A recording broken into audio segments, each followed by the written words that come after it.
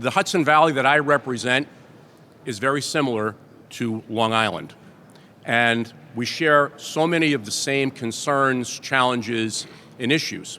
This one obviously cuts across all lines. There are no boundaries to fentanyl. There's no boundaries to overdose deaths. And as some of you know, I'm a retired police officer of 26 years.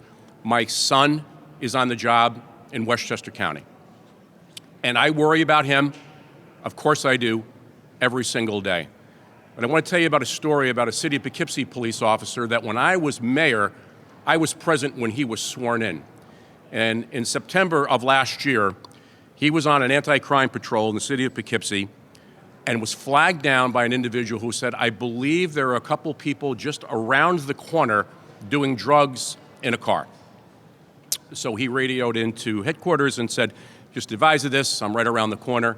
And he responded to that location. There were two individuals in the car who were smoking a substance, and he got out. He brought the individuals out of the car, and one of the individuals was possessing fentanyl in a reckless manner, which I'll get to in a second.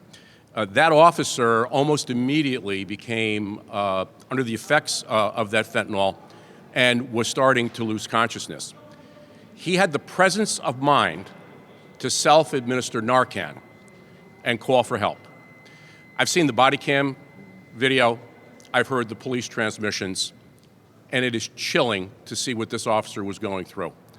There were officers on the way already, and when he called in for help and knew he was in trouble, more officers came. They were able to put him in the back of a police car, drove him up to Mid-Hudson Regional Hospital, which was probably about 4.5, 5 minutes there, where he again started to lose consciousness. They had to administer larger doses of Narcan to save this young officer's life. The individuals who were both arrested for possession were released on appearance tickets before he was released from the hospital.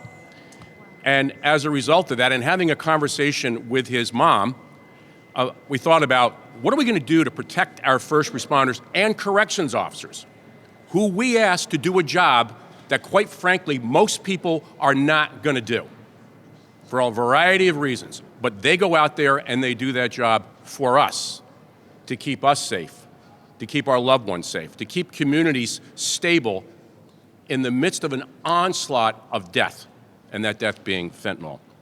So we've introduced a bill that will be created in the penal law that will actually make reckless possession of fentanyl, and if it causes an injury, has to cause an injury to a first responder, which in this particular piece of legislation is a police officer, a firefighter, an EMS provider, or a corrections officer, is a Class C felony, which makes it bail eligible. And that's been a term we've heard here consistently this morning.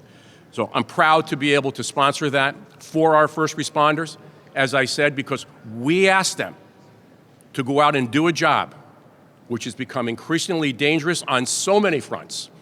But if we're going to ask them to go and try to help stop this fentanyl scourge, and there are lots of individuals, as you can imagine, who are possessing it.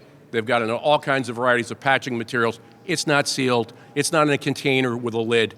These officers, these firefighters, these EMS providers, and the members of corrections are at grave risk, and we need to hold the individuals responsible that caused those injuries. So thank you very much again to the Long Island delegation, all of my colleagues and the family members. Thank you.